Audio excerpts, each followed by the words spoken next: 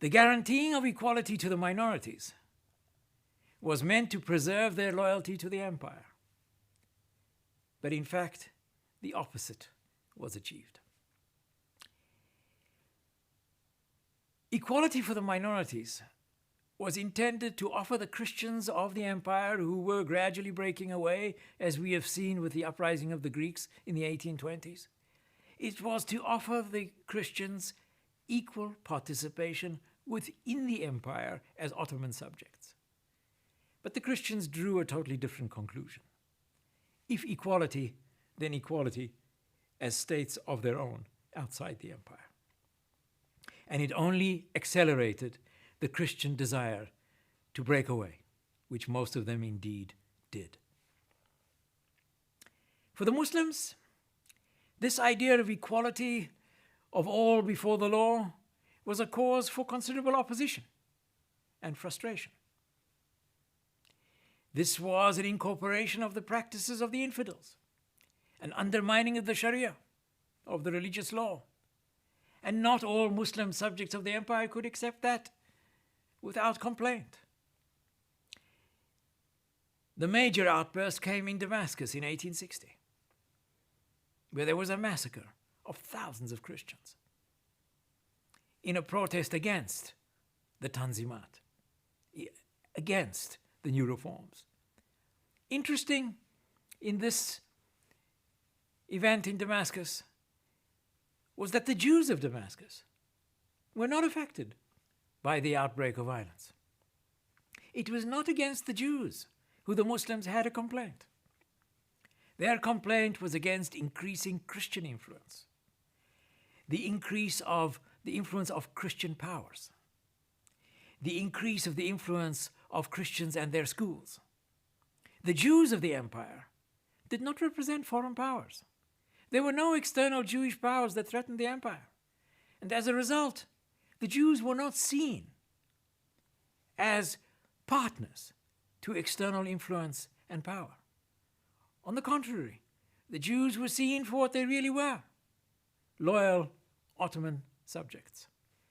The Christians in the empire had a desire to break away wherever this was territorially feasible.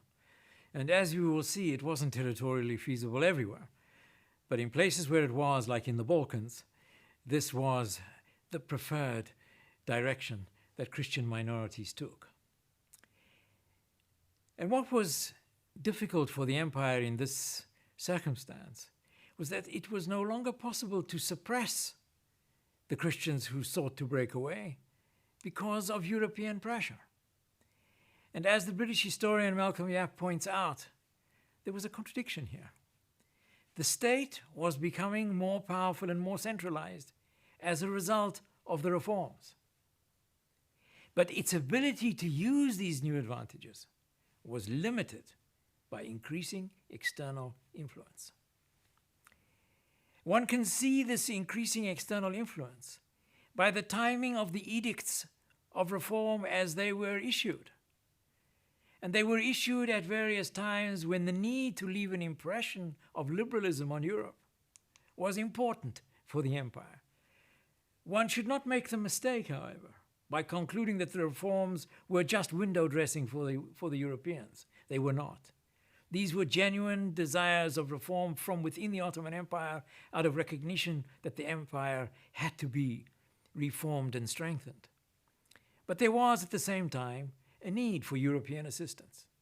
In 1839, the reforms were introduced at a time when the Ottoman Empire desperately needed help against Muhammad Ali, who was threatening Istanbul. In 1856, the reforms were issued at the end of the Crimean War, where again the Ottomans were in need of European support against Russian designs against them. In 1876, the Constitution was passed in an effort to avoid European intervention as the empire was going bankrupt.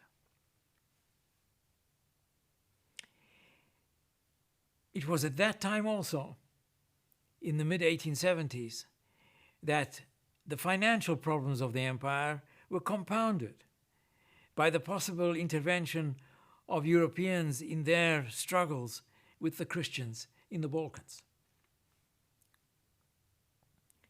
But the constitution was passed in 1876 also for real domestic reasons. There was a movement at that time known as the Young Ottomans. The most well-known spokesperson of which was Namek Kemal.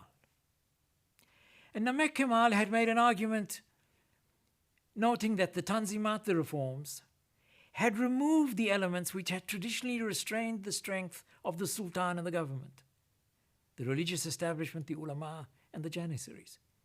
And Namek Kemal was right. Those forces that had previously restrained the Sultan were no longer there.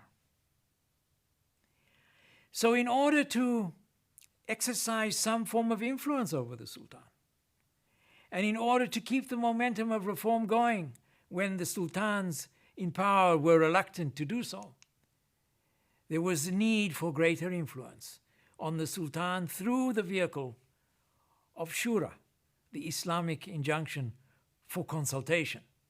This was a justification for the creation of a parliament and for the passing of a constitution.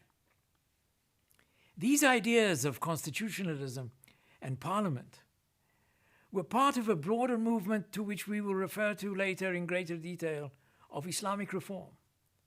That movement which spoke of the need for a synthesis between the West and Western ideas and Islamic values in order to avoid the loss of Islamic identity in the process of Westernizing reforms. Reforming the empire was obviously essential, but so was the preservation of the empire's Islamic character. If the empire was reformed but wouldn't be Islamic, who needed it? So there had to be this synthesis between the reform and the maintenance of the Islamic character of the empire. And this was emphasized further by the troubles of the 1870s. The empire was bankrupted by the expense of the reforms and the loss of Christian territories in the Balkans, and as a result, the migration of Muslims from there into the empire.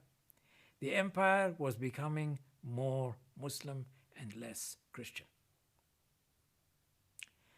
After the 1876-78 war with the Serbs and the Bulgarians that led to further Christian gains and to another war with Russia and Ottoman defeat,